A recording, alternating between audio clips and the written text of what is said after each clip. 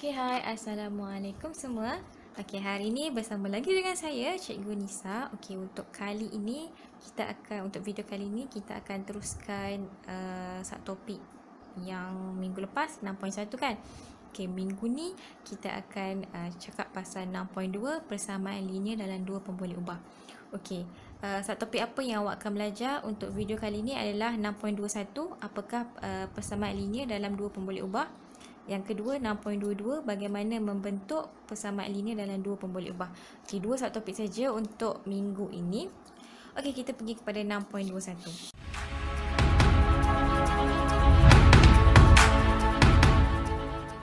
Minggu lepas saya dah cakap dah pasal benda ni. Kalau awak ingat lah. Kalau awak dah tengok, awak tahulah apa benda yang saya pernah tunjuk ni. Okey, minggu lepas kita cakap pasal satu pemboleh ubah, persamaan linear dalam satu pemboleh ubah. Tapi untuk minggu ni kita nak cakap persamaan linear dalam dua pemboleh ubah. Okey, macam mana saya dah terangkan dah minggu lepas. Saya flashback balik layar. Saya cakap persamaan linear satu pemboleh ubah dia hanya akan ada satu jenis huruf sahaja. Kalau X, semua persamaan linear adalah semua huruf dalam persamaan linear itu adalah X. X sahaja kalau satu pemboleh ubah. Tapi kalau dia dua pemboleh ubah, dia akan ada dua jenis huruf. Kalau awak tengok kat sini, 6P tambah 4Q. So dekat sini persamaan linear ni dia ada P dan Q. Maksudnya dia ada dua jenis huruf, P dan Q. Okey, yang kedua ni X, Y. Maksudnya dia ada dua jenis huruf, X dan Y. Yang dekat sini H dan K. Itulah yang dimasukkan dua pemboleh ubah. Maksudnya dalam persamaan linear ni dia akan ada dua pemboleh ubah, dua jenis huruf. Kalau yang satu pemboleh ubah ni satu sahaja jenis huruf dia. Kalau X, semua X. Kalau Y, semua Y. Tak kisah bilangan dia berapa, tapi satu jenis sahaja. Okey, boleh faham dah dua pemboleh ubah tu macam mana, satu pemboleh ubah tu macam mana? Boleh faham kan? Ni pun sama juga macam yang minggu lepas kita dah cakap dah. Kita dah pernah buat dah macam ni, tapi yang ni kita nak tentukan dalam dua pemboleh ubah pula. Okey, apa dia? Terangkan sama ada persamaan yang berikut ialah persamaan linear dalam dua pemboleh ubah ataupun bukan. Minggu lepas kita dah cakapkan Minggu depan kita ada cakapkan pasal benda ni, tapi dalam satu pemboleh ubah. Kali ni kita nak tentukan dia dalam dua pemboleh ubah. Dalam dua pemboleh ubah aja. Kalau dia ada satu pemboleh ubah ataupun dia tu selain daripada dua pemboleh ubah, kita akan tulis dia sebagai bukan. Dan kena tulis alasan lah kenapa. Okey, kita pergi satu-satu. Okey, cuba awak tengok dekat sini, dekat yang A ni, 3P tolak Q sama dengan 6. Okey, awak rasa dia dua pemboleh ubah ataupun dia bukan? Jawapan dia adalah persamaan linear dalam dua pemboleh ubah. Kenapa dia persamaan linear dalam dua pemboleh ubah? Sebab macam yang saya cakap tadi, kalau persamaan linear dalam dua pemboleh ubah, awak kena faham, awak kena tahu yang persamaan tu mesti ada dua jenis huruf. Dalam persamaan linear ni mesti ada dua jenis huruf. Dekat A ni kita ada P dan Q. Jadi kita boleh cakap A ni adalah persamaan linear dalam dua pemboleh ubah. Sebab dia ada P, dia ada Q. Dia ada dua jenis huruf. Dia ada dua pemboleh ubah dekat situ. Okey, kita tengok pula yang B ni. B ni 7x kuasa 2 tambah 5y sama dengan 9. Okey, agak-agak dia persamaan linear dalam dua pemboleh ubah ataupun bukan? Okey, jawapan dia adalah, sebelum saya beritahu jawapan, awak tengok dulu. Dia ada berapa jenis huruf? Dia ada dua jenis huruf. 1, 2. Tapi dia tetap bukan persamaan linear dalam dua pemboleh ubah. Kenapa?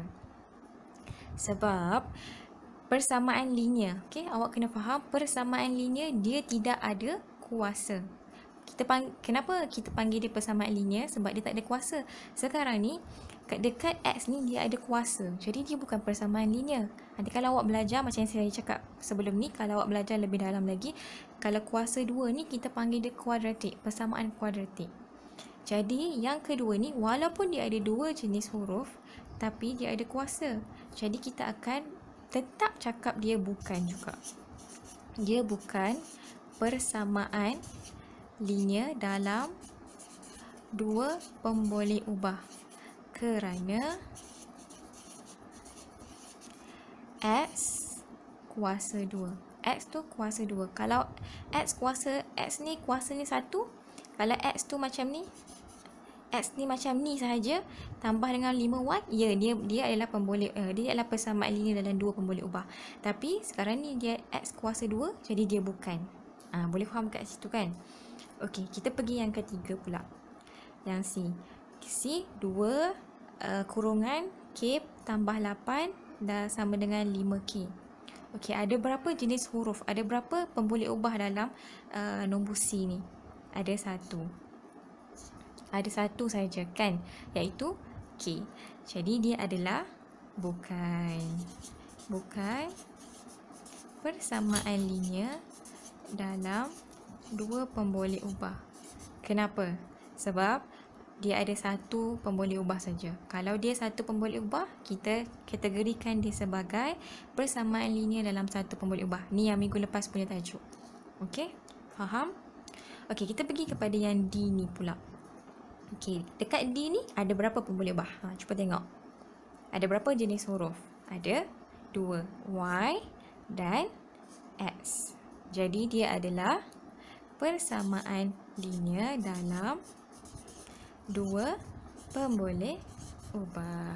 Macam tu, senang je kan? Maksud dia sekarang ni, kalau dia suruh terangkan, kalau soalan tu suruh terangkan sama ada dia persamaan linear dalam dua pemboleh ubah ataupun bukan, awak kena kenal pasti dulu persamaan linear dua pemboleh ubah ni macam mana. Awak kena kenal pasti dia dulu macam mana. Barulah senang awak untuk selesaikan soalan-soalan yang keluar macam ni lah. Kalau dua pemboleh ubah, ingat ya, kalau dua pemboleh ubah dia mesti ada dua jenis huruf. Macam yang A ni, dia ada P, dia ada Q. Macam yang D ni, dia ada Y, dia ada X. Kalau dia ada kuasa, walaupun dua jenis huruf tapi dia ada kuasa. Kuasa 2, kuasa 3, kuasa 4, berapa banyak kuasa pun dia bukan persamaan linear dalam dua pemboleh ubah juga. Dia mesti kuasanya satu. Dia mesti macam ni saja. Dia takkan ada kuasa macam ni. Okey, boleh faham. Okey, kalau awak boleh faham, latih diri 6.2A. Ni macam biasalah. Awak stopkan dulu ke, pausekan dulu ke. Lepas tu buat, terangkan sama ada persamaan yang berikut ialah persamaan linear dalam dua pemboleh ubah ataupun bukan. Macam yang saya buat contoh tadi. So saya nak awak buat sendiri. Awak tulislah yang ni betul ke tak dia persamaan linear dalam dua pemboleh ubah. Yang ni ya atau tidak, ya atau tidak, ya atau tidak. Tapi kena ada alasan dia lah kenapa awak cakap di ya ataupun bukan. Okey, try buat dulu. Kejap lagi kita sambung 6.22. Okey.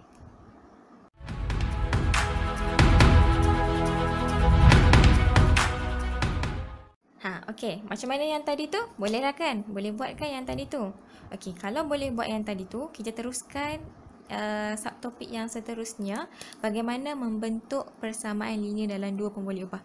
Okey, yang ni ialah 6.22. Yang tadi tu 6.21. Okey, macam mana kita nak bentuk persamaan linear dalam dua pemboleh ubah ni? Okey, cara dia mudah sahaja, macam yang minggu lepas juga, tapi yang ni dua pemboleh ubah. Okey, sekarang ni dia nak awak bentukkan persamaan linear dalam dua pemboleh ubah. Maksudnya Maksudnya sekarang ni dia bagi situasi. Ni situasi lah. Dia bagi situasi, awak kena bentukkan persamaan linear tu sendiri. Okey? Okey, macam mana kita nak bentuk daripada situasi jadi persamaan linear? Okey, kita tengok satu persatu. Beza antara dua nombor ialah 18. Beza. Kalau beza kita tahu dia adalah tolak. Kan? Awak biasa faham kan? Kalau campur awak tahu dia tambah. Kalau beza awak tahu dia tolak. Adalah terms-terms matematik yang awak kena tahu. Salah satunya adalah beza. Kalau beza maksud dia tolak. Okey. Beza antara dua nombor. Okey, dua nombor. Maksudnya kita tak tahu. Dua nombor tu kita tak tahu nilai dia berapa. Betul tak? Kalau kita tak tahu nilai dia berapa, kita akan wakilkan dia jadi pemboleh ubah. Pemboleh ubah tu maksudnya wakilkan dia kepada huruf lah. Macam nama saya kan. Nama saya kan Khairunisa. So saya nak saya punya nombor yang kita tak tahu ni, dua nombor yang kita tak tahu ni, kita nak K dan N. Kalau nama awak Puteri Aisyah, tulislah PA. Apa-apa huruf sahaja yang awak boleh wakilkan sebagai pemboleh ubah. Tak salah. XY pun boleh, MN pun boleh. Ikutlah mana-mana. Okey, sekarang kita dah boleh buat dah. Kita dah tahu dah beza antara K dan N ialah 18. So kita buat K tolak N sama dengan 18. Macam tu je. Faham tak? Faham kan? Senang je kan? Perkara pertama yang awak kena tengok, yang awak kena faham adalah awak kena baca situasi ni dulu. Keluarkan dulu apa yang dia nak. So sekarang ni dekat sini beza. Dia nak beza. Bila beza, maksudnya dalam dua nombor ni awak perlu tolakkan dia untuk dapatkan 18. Macam tu. Daripada situasi, keluarkan persamaan linear dia. Beza antara dua nombor. Saya dah terbitkan dah. Jadikan dia K dan N. Ialah 18. Jadi, K dan N ni, beza dia akan dapat 18. Jadi, saya tulislah K tolak N sama dengan 18. Boleh kat situ. Boleh rasanya kan? Okey, sekarang kita nak tulis situasi bagi setiap persamaan linear dalam dua pemboleh ubah. Daripada persamaan linear ni, kita nak terbitkan situasi. Kalau macam yang tadi, daripada situasi, kita terbitkan persamaan linear kan? Okey, sekarang kita tukar sikit lah. Kita cakap pasal persamaan linear, nak tulis situasi dia apa. Okey, perkara pertama sekali, kena faham dulu persamaan linear ni, kena baca betul-betul, kena faham. Okey, sekarang ni dia kata 4x tambah 5y sama dengan 35 dengan keadaan x dan y masing-masing mewakili harga dalam ringgit Malaysia sepinggan nasi lemak dan mi goreng. Okey, maksud dia sekarang ni macam mana awak nak tentukan x dengan y ni mana satu, mana nasi lemak, mana satu mi goreng. Mesti macam confused kan kat situ kan. Okey, macam nak tentukan adalah awak jumpa apa dulu. Okey, x dan y awak jumpa apa dulu? Awak jumpa sepinggan nasi lemak dulu kan. So kalau awak jumpa sepinggan nasi lemak dulu, jadi x adalah sepinggan nasi lemak. Lepas tu awak jumpa mi goreng, y mi goreng. Kalau lah kan ada z pula, contohlah ada z mi Bandung contoh kan. Z tu mi Bandung. Maksudnya awak jumpa apa dulu?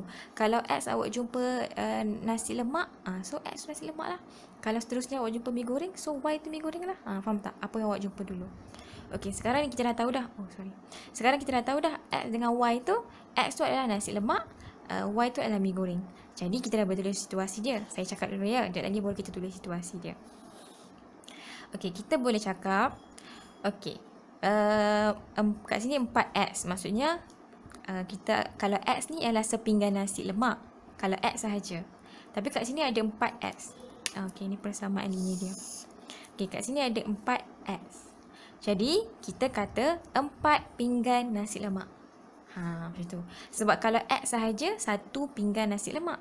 Sekarang ni 4x. Jadi, dia adalah 4 pinggan nasi lemak. Okey. Dan ni tambah ni boleh kata dan, ditambah ke, ataupun kita nak kata depan dia jumlah 4 pinggan nasi lemak dan 5 macam tu. Jumlah kat depan boleh. Ikutlah mana-mana. Okey. Tapi saya bagi tahu dululah. Okey. 4 pinggan nasi lemak tambah dengan 5 pinggan mi goreng. Tadi kita dah denotekan, kita dah wakilkan y ni kepada mi goreng kan. So dia akan jadi kita buat semula. 4 pinggan nasi lemak tambah dengan 5 pinggan mi goreng menjadi RM35. Okey. So kita boleh tulis dekat sini. Kita nak tulis macam mana? Kita tulis jumlah lah kan. Jumlah 4 pinggan. 4 pinggan nasi lemak. Saya tulis macam ni je lah awak faham kot kan. Okey, jumlah 4 pinggan nasi lemak dan 5 pinggan mi goreng adalah RM35. Macam tu. Mana-mana je yang ya Allah. Mana-mana je yang boleh mewakilkan situasi tu. Awak nak buat ayat-ayat yang berbeza-beza pun boleh juga. Yang pasti maksud dia sama dengan persamaan linie ni. Janganlah tiba-tiba berbeza pula kan. Maksudnya kena samalah. Okay, sekarang ni kita boleh cakap jumlah 4 pinggan nasi lemak dan 5 pinggan mi goreng adalah RM35. Kita boleh juga cakap 4 pinggan, kita boleh juga cakap 4 pinggan nasi lemak tambah dengan 5 pinggan mi goreng bersamaan dengan RM35. Boleh juga macam tu. Macam mana sekalipun awak tulis, pastikan dia kena dengan persamaan linie yang diberi. Tak kisah pun awak tulis situasi tu macam mana. Dia tak ada spesifik pun yang awak kena buat macam ni, kena buat macam ni. Tak ada pun. Ikut kefahaman awak. Apa yang awak faham dekat persamaan linie tu, macam tu awak tulis lah macam tu. Okey, boleh. Okey, untuk latih diri, untuk latihan dekat 6.22 ni, okey, saya akan bagi gambar dekat sebelah. Nanti awak tengoklah. Okey, cuba buat soalan. Satu, daripada situasi terbitkan persamaan linie. Yang kedua, daripada persamaan linie ni awak kena terbitkan situasi. Okey, cuba try buat dulu.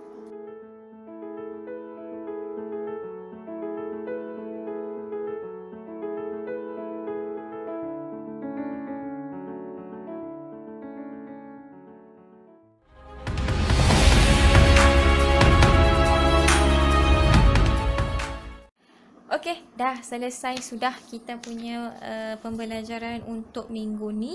Kita dah cover 2 subtopik, iaitu kita dah cakap pasal apakah persamaan linie dalam dua pemboleh ubah. Kita dah cakap dah pasal benda ni.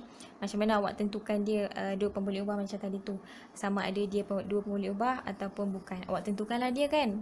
Tadi kita dah cakap dah kan. Awak tentukan dia sama ada dia pemboleh ubah ataupun bukan. Okey, 6.22 ni kita cakap bagaimana membentuk persamaan linie dalam dua pemboleh ubah. Macam mana awak nak bentukkan dia?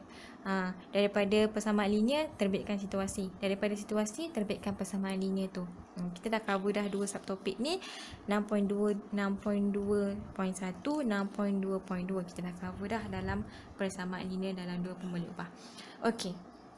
Untuk minggu hadapan kita akan cover 2 subtopik lagi. Kita akan cover 2 subtopik lagi. Yang hadapan dia lebih macam banyak pengiraan lah daripada minggu ni. Kita lebih kepada teori je. Kita nak tulis-tulis je. Tak ada kira-kira, tak ada calculation. Minggu hadapan kita macam ada calculation sikit lah. Okey, itu sahaja untuk minggu ni. Saya harap awak buat semua latihan yang saya suruh. Apa-apa awak boleh WhatsApp saya, call saya. Tak kisahlah apa-apa je yang awak rasa selesa. Pastikan buat. Itu sajalah pesanan saya. Okey, itu saja. Assalamualaikum.